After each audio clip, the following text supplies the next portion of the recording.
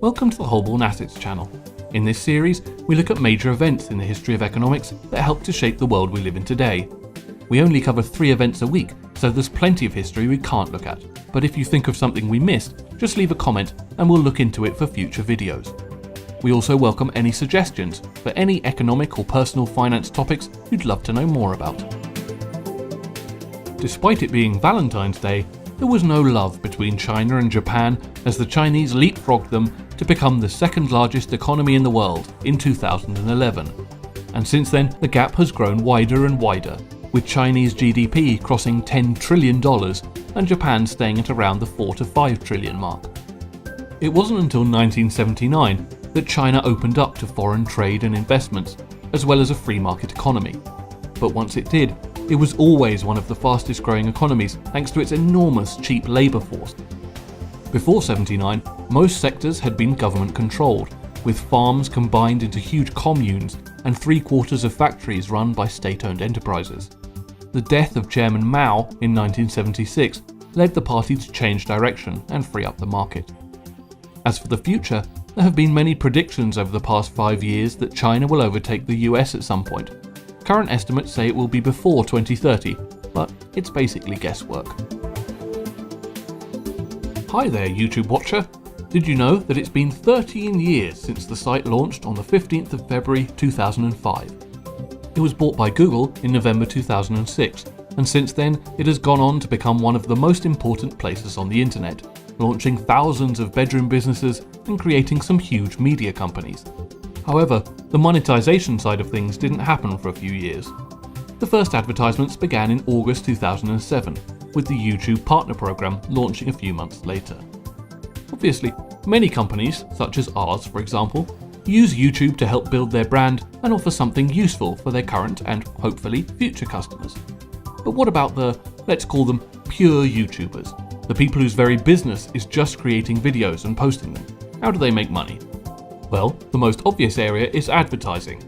If ads play before a video, then the channel gets a cut of the revenue. It's not a fixed rate though. If a channel has a strong audience that would be perfect for certain advertisers, it can end up with a higher rate. For example, if you ran a popular fitness channel, sports brands would pay more to be played before those videos. The time of year and region of the audience are other factors. The revenue is normally quoted as CPM, meaning the pay per 1,000 views with ads playing.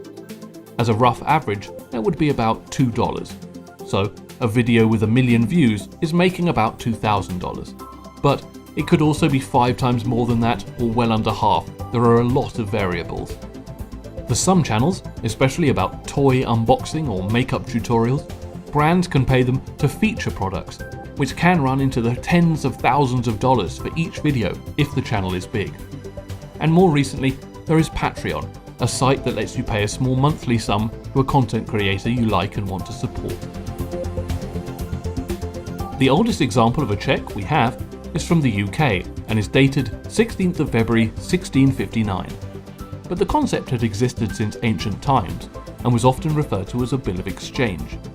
It would be a written instruction for the bank to pay a specific payee so the merchants didn't have to deal with the weight and risk of always having coins with them. The first printed cheques were pioneered by the Bank of England in 1717. They were produced on special paper to prevent fraud, and their popularity grew around the world until the end of the 20th century. Their decline was partly down to the popularity of ATMs, so you'd no longer need to write out a cheque in your own name and queue up in order to take out the money from your account. Then online banking and electronic payments appeared, which were cheaper and easier to process. Cheques are almost non-existent in most European countries, and Sweden have even managed to get rid of most cash. They're on track to become a completely paperless economy. So, that was the week.